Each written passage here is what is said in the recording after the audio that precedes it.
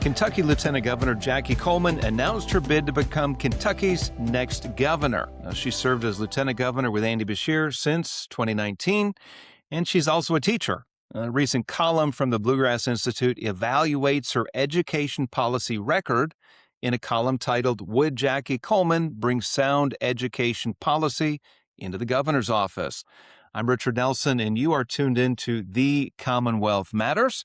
And joining us to talk further about this is one of the authors of that column that I just mentioned, Gary Houchens. He's a personal friend and a friend of the Commonwealth Matters program. He's a scholar at the Bluegrass Institute and professor of education leadership at Western Kentucky University. Gary, welcome to the program. Always great to be with you, Richard. Hey, I always enjoy your perspective and insights. Just you're a bright guy, but also you've got a lot of experience when it comes to being in the classroom. You were a teacher, you were a principal, you're at the higher education level at Western Kentucky University, and just really appreciate your insights. And I thought, man, we need to get Gary back on the program. So here you are. Love being back. So Gary, public education, as you and I have talked about before, and as our listeners already know, it's a big issue for Kentucky voters. In Kentucky, educators do have a pretty big impact when it comes to public policy. The teachers union in particular has gotten involved with a number of elections. Few years ago, there was Amendment 2, the school choice, the EOA, Education Opportunity Account issue. It was defeated at the ballot box. And now here, and of course, they've gotten involved with the governor's race. They're big supporters of Governor Andy Beshear. I would guess they're going to be big supporters of Jacqueline Coleman, who is an educator, now running for governor. I want to, at the outset, just make a distinction here, something we talked about before we started recording, in that there really should be a distinction made between teachers in the classroom, those who are pouring their hearts out to kids, they're dedicated to teaching, they're dedicated to learning, distinguish between that and the education establishment, right? Where you have people that are not in the classroom necessarily, but you have administrators, policymakers at a high level where they're removed from the classroom. And it's important in the context of this conversation to distinguish between the two. So Jackie Coleman's running for governor, and that's the topic of your column.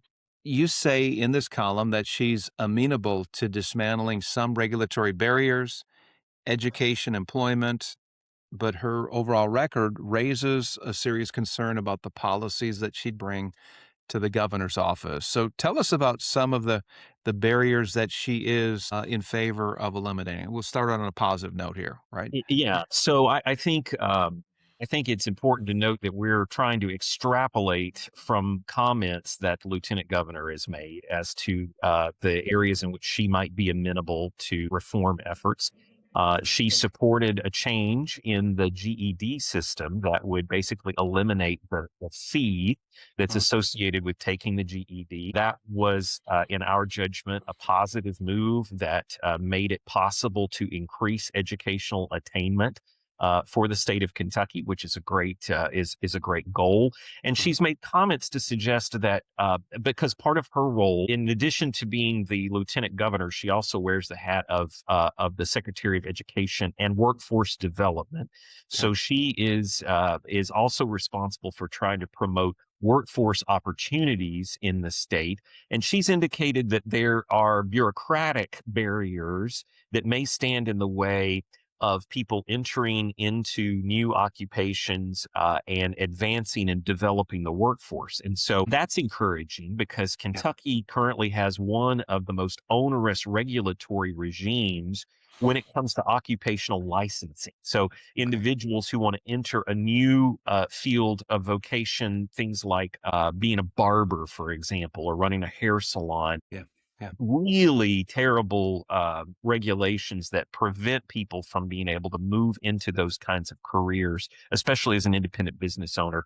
To the extent that she's amenable to making changes in those kinds of regulations, we find that encouraging on the education and workforce development front. That's good, and that's positive. I think that when you see things that need to be fixed and when you have somebody running for office or somebody in office, a willingness to address that and to make the fixes is important. It's very easy to ignore problems. There are many, many challenges facing the Commonwealth. So those are some positive things, Gary. Mhm. Moving on to another thing that you point out in the article is that she favors universal pre-K, which the governor has been promoting for years, stumping for it across the state, actually allocated some money for it to try some pilot programs. But you're saying in your column that there's studies out there that show that universal pre-K is actually does not show that it's worth the cost. Tell us more about universal pre-K. Yeah, this is a issue that tends to be very popular if you just present the idea that we're going to create a program that will allow every family to access preschool for their children. But the reality of universal pre-K programs is that they are fabulously expensive, but Mm. yield really disappointing long-term results. And so we've had multiple studies conducted over the years, including a deep set of research around Tennessee's universal pre-K program, one that it generally is considered to be well structured. And those studies suggest that if you gain any positive benefit academically for students who participate in these pre-K programs, those benefits fade out by the time the students are in third or fourth grade. Mm. So they academically they become indistinguishable from children who did not attend preschool. And so what that suggests to us is that universal pre-K, as nice as it sounds, is not a good investment in the future. Studies show that to do a preschool program properly, it would probably cost about $12,500 per student per year. And so implemented across the state of Kentucky, you're talking about millions and millions of dollars that the research suggests will not pay off in long-term educational outcomes for those students. And so if we were going to invest millions like this, it would behoove us to consider other types of investments that might yield a better outcome in the long run than universal pre-K. And Lieutenant Governor Coleman and Governor Bashir, neither of them have been willing to acknowledge or talk about the real data around universal pre-K. And so if this is an issue that they really want to promote from a policy standpoint, they're going to have to confront the data that suggests these programs don't pay off in the long run. Gary, tell us more about these other alternatives that would be better investment for pre-K students. Anything come? I mean, in particular, can you point to anything? Yeah, I mean, one of the most proven strategies for increasing student achievement, especially for students who are academically behind, is one-on-one tutoring programs. Those are not widely implemented because they are also extraordinarily expensive. But if you were going to invest millions of dollars in a strategy to try to promote higher student achievement, especially for those who are behind academically, Mhm. your tutoring would be a much better investment than universal pre-K. So you're talking tutoring once the child gets into kindergarten, first, second, third grade. You're talking about expanding K through 12 services to those students who are struggling. That's correct. Yeah, yeah, and probably beyond the school day would be the logical structure for a program like that. I'm not necessarily advocating for that as an alternative. I'm just saying that's an example of a program that might be higher yield than universal pre-K. Gary, if the data is clear, you mentioned Tennessee. I don't know if there are any other studies out there that show the efficacy of universal pre-K, but if the data is there, why would leaders push for a failed program? If it's clear that this is not going to be a success, that you will not, that the results will fade away after a couple years after a student has enrolled in pre-K, why push for it? Well, I think it sounds great. I think Mm, it makes for mhm. terrific sound bites that make it sound like you are really interested in promoting the welfare of students. Intuitively, parents and teachers even think, oh well, if the students had that jump start on kindergarten, that would benefit them academically. They would come to me as a teacher later in later grades, better prepared to do rigorous academic work. it sounds like something that you would naturally support. But in reality, I think this is a reflection of the desire on the part of many people in the educational establishment to just draw more students into the existing public education Mm, system. I think it would be a massive jobs program mm. for preschool educators. It would lead to an expansion of the scope and power of the public education system, and I think that is more of the implicit goal of a program like this. Yeah, and as it is, there are options out there. I think of in some of our bigger cities, there are pre-K private programs, right? Often through Right. churches or individuals that want to do it. What would something like this do to the private providers of pre-K? Well, it depends on how it were structured. So, in some Mhm. states, private providers can participate in these universal pre-K programs. Okay. In other states, they are restricted to sort of public school districts operating them. But what we find in places like Colorado, private preschool providers have been shut out of the universal pre-K programs there because the universal pre-K programs come with ideological requirements that a lot of faith-based Mm, preschool programs can't abide by. yeah. And so it just winds up being a method of denying families access to pre-K programs that would actually match and reflect their own values. Okay, very good. Gary, moving on, another thing you talked about in the column was that the state of Kentucky shifted from using the ACT for high school students to the SAT for state assessments. And you say in the column that this destroys the only continuous source of college readiness data that Kentucky has and may violate state law. So, first of all, tell us what the previous framework was with the ACT. How long have Kentucky high schoolers been tested? How many high schoolers were tested? And what was the data saying about the ACT and Yeah, performance so levels? Yeah. right. So the ACT is the most widely used college readiness assessment in the United States, and Kentucky had used it as a part of its own assessment and accountability system for 18 consecutive years to provide one measure for how our high school students were doing and how well prepared they were for college and for careers. And it was an extremely important data point because it is independently designed and administered. The ACT was not subject to the continuous revisions and changes that the state assessment and accountability system perpetually goes through. And Mhm. so we had an 18-year trend line to tell us how our students were doing on the ACT. And frankly, the news was not good. Our high school student performance on the ACT began to level off several years ago, prior to COVID, in fact, Mhm. and has continued to decline. And so the data was not positive. And by abandoning the ACT, as the Kentucky Department of Education did, that trend line is now entirely wiped out. And of course, Mhm. we'll be able to start building a new trend line with SAT data, which is what was chosen by the department to replace the ACT. But it will take years for us to really be able to establish what those trends actually are. And so, in terms of having a solid metric for knowing how our high school students are doing, that has been completely eliminated. And the really troubling part of this is that the Kentucky Department of Education did that without a vote of approval from the Kentucky Board of Education, which is supposed to be its own governing body.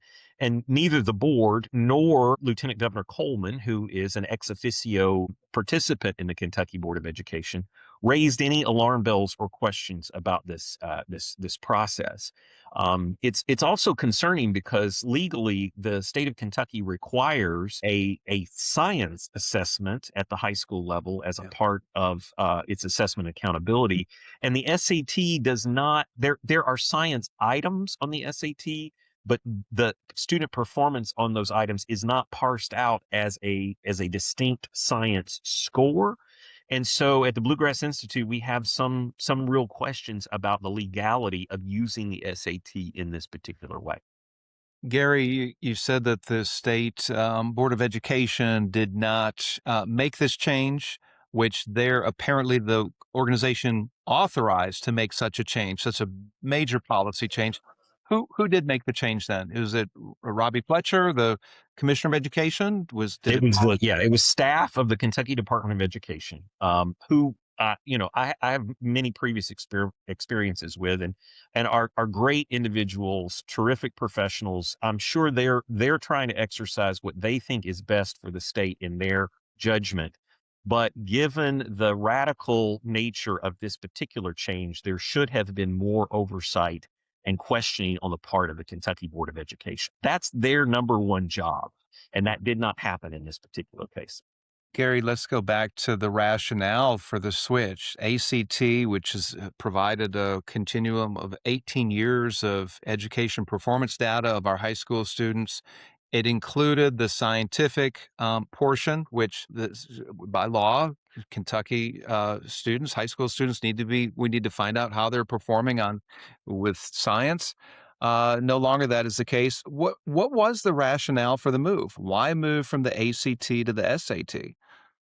Richard, personally, I haven't seen a good rationale provided on the part of the Kentucky Department of Education. Maybe in their internal communication, there was some rationale, some better rationale presented for that. Of course, the SAT is also a longstanding and well-respected metric of college readiness. Many universities use the SAT as part of their admissions policy and a way of assessing merit-based scholarships for students. It's it's not that it is an invalid metric, although there's questions about whether it meets Kentucky's own accountability requirements. The bigger issue is why you would drop an assessment for which you have nearly 2 decades of data in favor of something for which you're starting over at scratch. Gary, you mentioned the legality of this. The process wasn't followed by shifting to a different test. Are there any lawsuits on the horizon? There's a question of the legality. Is anybody going Yeah, to sue? none that I've heard of, but I would love for members of the state legislature to take this under consideration, and if this the Kentucky Board of Education isn't going to raise these questions, then I think it falls to the legislature to make inquiries about how this happened. And quite frankly, anecdotally, I've heard from many educators in the classroom who are deeply concerned about this. High school educators who have long relied on the ACT as a means of assessing what their students need and how to respond to where their students currently are. They are now in a completely new situation with no baseline data for several years to begin to work with.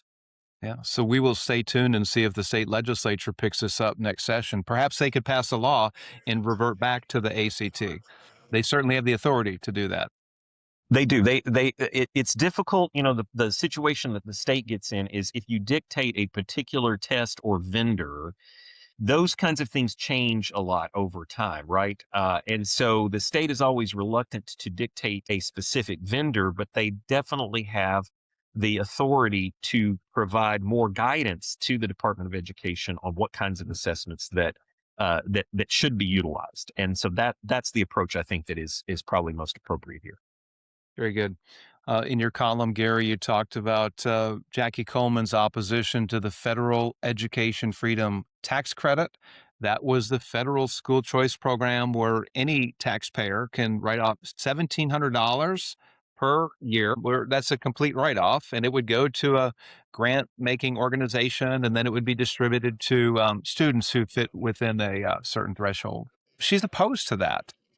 Any clarity as to what would be the reason to oppose something like that? Well, this is a really interesting issue because, of course, Governor Beshear has long been opposed to policies that empower ordinary families to make educational choices outside of the public school system. And as his sort of chief education bulldog, if you will, Lieutenant Governor Coleman has used her position as a bully pulpit to regularly denigrate school choice policies. And both of them played a key role in the defeat of Amendment 2 a couple of years ago, which would have opened the door to more school choice policies here in Kentucky. What was really interesting about this federal school choice program is that for the first time in the state legislature, we had more than a few Democrats vote yes to support this particular school choice program because Kentucky residents are already going to be eligible to receive the tax credit if Mhm, they donate to one of these scholarships. mhm, What Lieutenant Governor Coleman and Governor Bashir were doing was trying to suggest that Kentucky students shouldn't get the benefit of those mhm. donations, even though Kentucky taxpayers were going to benefit. Those Kentucky taxpayers' scholarship dollars were going to go outside of the state.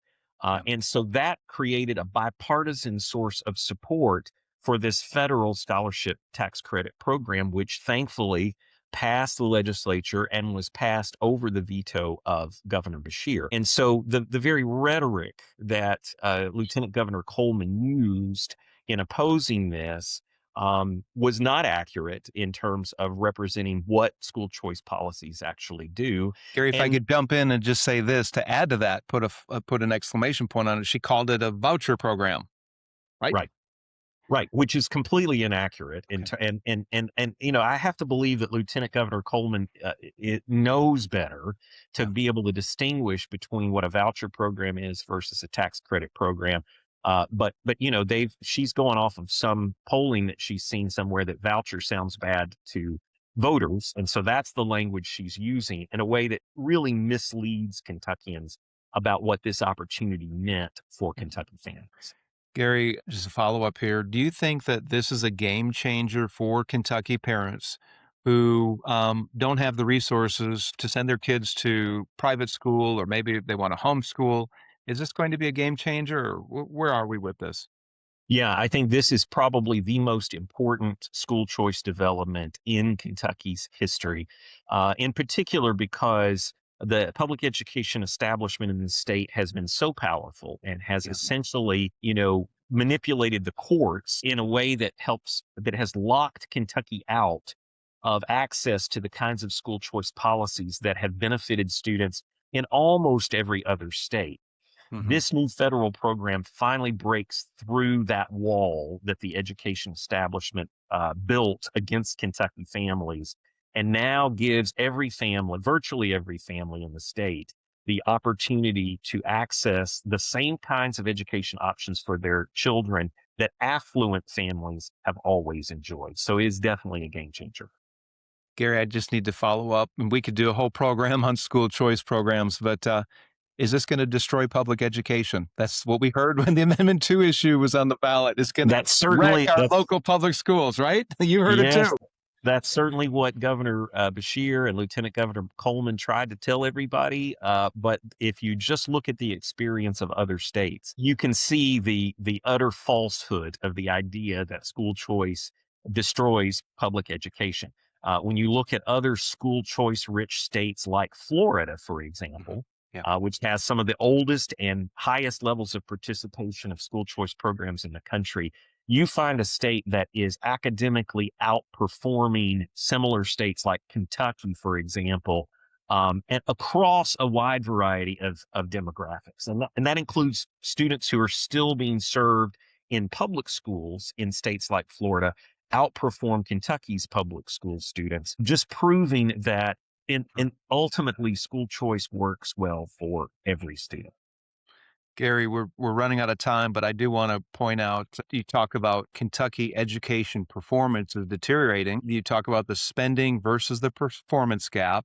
And you say this that despite significant increases in per pupil spending, Kentucky's NAEP, that's the National Association of Education Progress, in math and reading scores are lower today than they were a decade ago. What's going on in our classrooms? Why are we worse off today despite all the spending? We're told that more money equals better results. Clearly not the case here. Yeah, and it's definitely not for lack of effort on the part of our public school teachers, who I believe the vast majority are going in and doing the best job they can every day. Mhm, There are just structural barriers within the public education system for those dollars yielding a maximum impact. And so what we've seen as our spending on education has increased, more and more of those dollars have gone to expanded administrative jobs within the schools, and of course to supporting higher health insurance premiums for employees, and to shore up our pension program. So when teachers say, "I don't see those dollars come into my classroom," they're not mistaken. It's those dollars are being siphoned off into Mm, other bureaucratic dimensions of the public education system. Um, and I think part of this is the misperception that spending more money automatically means you get higher levels of student achievement. That has just not proven to be universally true at any spending level. Research suggests that modest improvements in school funding yield modest increases in student performance, but there is a quick leveling off effect. The bottom line is that what brings about high levels of student learning is not directly connected to how much money is being spent within the school district.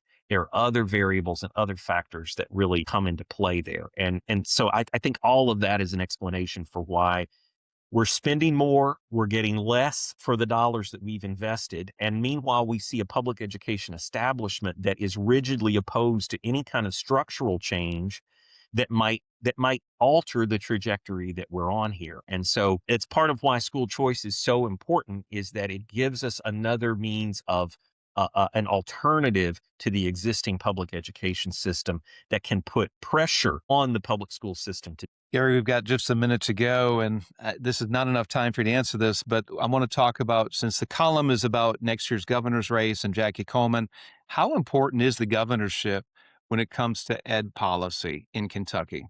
Yeah, it's important, especially because of the influence of the office itself. You know, Kentucky is a Republican supermajority state, Mhm. and so if a critical mass of legislators want something to happen, they can do it and override a governor's veto. And so, in that sense, the governor's probably not the most important player in this system, but the influence that the governor exerts in terms of being able to shape the public narrative is immense.